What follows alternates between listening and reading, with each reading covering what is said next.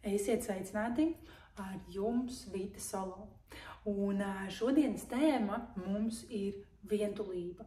Tātad vientulība ir tā lieta, tā īpašība, tā sajūta, ar kuru es bieži vien saskaros ikdienā, kad es runāju ar saviem klientiem.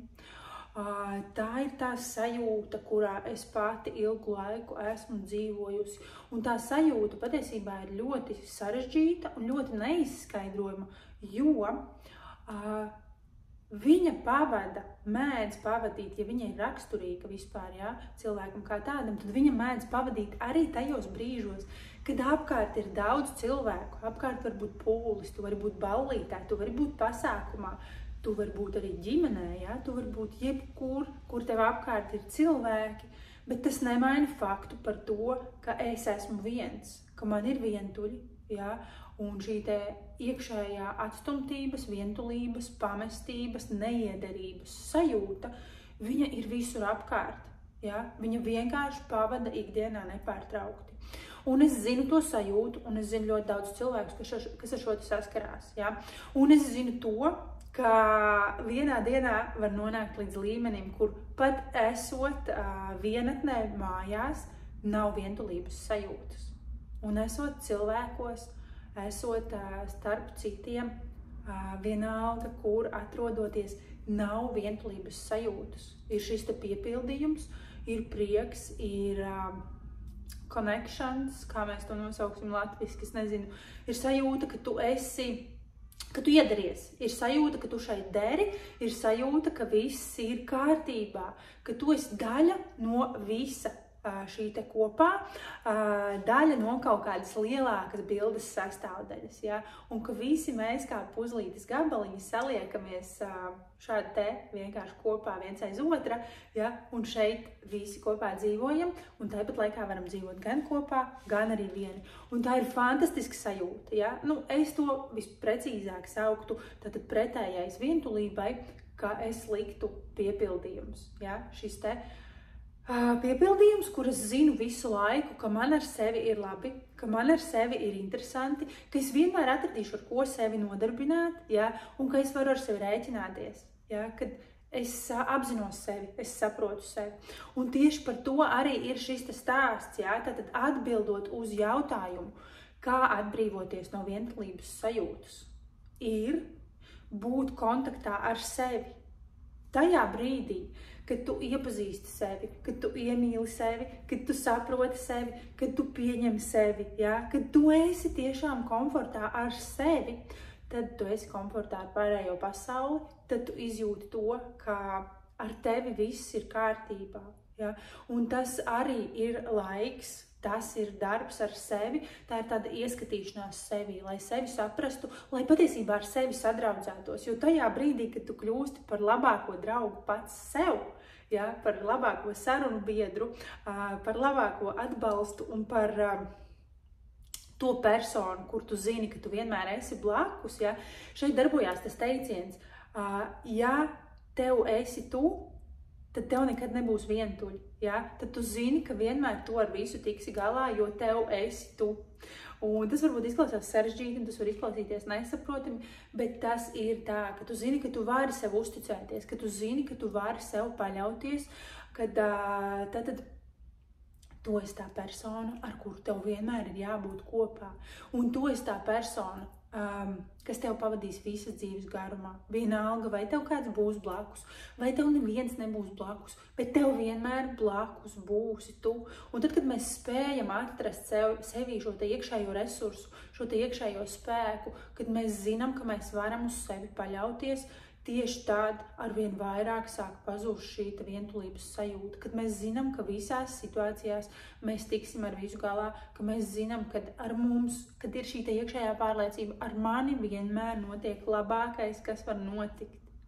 Un ja tas tā ir noticis tieši šobrīd, un iespējams es vēl neredzu likuma sakarības un nesaprotu, kāpēc notika tieši tā, kā notika, tad pēc kaut kāda laika es to sapratīšu, es ieraudzīšu, Un atkal pēc kaut kāda laika posma, pat tad, ja tagad liekas grūti un sarežģīti, es sapratīšu, kā ar mani notika labākais, kas šajā brīdī varēja notikt. Un es pateicos par katru situāciju, kas ienāk manā dzīvē. Ja? Un tieši tāds arī notiek, ka mēs vieni ienācām šajā pasaulē un vieni aiziesim no šīs pasaules. Ja? Un te pa vidu, tajā posmā, kas saucās dzīve, tajā laika posmā, kas mums ir dāvināts šīs zemes virsū, ja? Tātad, protams, ka ir pieredzes, kas ir jāizdzīvo, protams, ka ir cilvēki, kas ir jāsatiek, protams, ka ir cilvēki, ar ko ir jāveido attiecības, bet neaizmirstot to, ka tātad, kā mēs atnācām, tā mēs aiziesim. Ja? Un ir laiks parūpēties par sevi, ir laiks iemīlēt sevi, ir laiks interesēties par sevi, ir laiks uzņemties atbildību par sevi, un tieši tajā brīdī tu kļūsti par laimīgu un piepildītu cilvēku. Tad, kad tu beidz gaidīt no citiem, ka viņi tevi piepildīs, ka viņi par tevi interesēsies, ka viņi par tevi parūpēsies, ka kāds cits visu izdarīs tavā vietā, ja? Ka kāds cits atnāks un pateiks, viss ir superīgi ar tevi, viss ir kārtībā, ja? Nāc, es tev palīdzēšu, nāc, es tur izdarīšu tavā vietā. Tu nevari visu dzīvi gaidīt un ar kādu rēķināties, ja? Tā kā gaidīt, kad kāds cits. Kāpēc tu gribi pārlikt savu atbildību uz citiem cilvēkiem? Tava dzīve ir tava atbildība, un tava lielākā atbildība ir iemācīties parūpēties par sevi. Iemācīties saprast sevi, iemācīties pieņemt sevi, iemācīties uzticēties sev un iemācīties paļauties uz sevi un nevis uz citiem cilvēkiem. Kā es teicu, jā, mēs veidojam attiecības ar citiem cilvēkiem, bet svarīgākā persona mūsu dzīvē esam mēs paši. Un tā ir ļoti liela atbildība, kur bieži vien gribās nolikt uz citiem cilvēkiem. Ja? Un tā ir lieta, kas ir jāmācās. Šī atbildība ir jāmācās, jo mēs ienākam šajā pasaulē caur to, ka kāds cits uzņemās par mums atbildību. Tātad jebkurš mazs bērns, zīdainis, tikko ienākot šajā pasaulē, nemāk par sevi parūpēties. Tas ir normāli, tas ir dabiski, tā tas notiek. Bet tad no tā posma, ienākot šajā pasaulē, viņš aug, kļūst lielāks, kļūst patstāvīgāks, un viņa uzdevums ir mācīties uzņemties arvien vairāk atbildības. Mācīties par sevi parūpēties. Tātad, principā, mūsu uzdevums tajā ģimenē, kurā mēs augam, tajā vietā, no kuras mēs nākam, kur ir bijuši citi pieaugušie, kas par mums rūpējās un uzņemās atbildību, ja? No tās vietas izejot, tur palēnām attīstīties līdz tām, ka mēs vienā brīdī varam teikt, jā, ok, tagad es māku, tagad es protu, tagad es varu, paldies jums par to, ko jūs man devāt kaut kādā dzīves posmā, kaut kādā brīdī. Tālāk es pati. Es esmu pietiekami liela, pietiekami pieaugusi, lai tālāk savos dzīves ceļos dotos pati. Es esmu iemācījusies uzņemties atbildību par sevi, savu dzīvi un tajā notiekošo. Man vairs nevajag kādu, kas par mani parūpēsies, jo es zinu, ka es pati par sevi varu parūpēties. Tas ir tas, kas mums ir jāiemācās dzīves laikā. Ja? Tas ir tas, līdz kam mums ir jānonāk. Tas ir tas punkts, kurā principā mēs kļūstam laimīgi, piepildīti un dzīvojam komfortā ar sevi, kad mēs zinām, ka mēs varam paši. Tas dod šo te pašpārliecības sajūtu, ja? Tas dod šo te vērtības sajūtu, un tas palīdz tikai sasniegt vairāk un vairāk. Kad tu saproti, ka tu vari, tad nākamreiz tu dari vēl vairāk, jo tu vari to un šito un vēl šito un vēl visu kaut ko, un tā tu tikai audz un attīsties tajā, ko tu jau vari.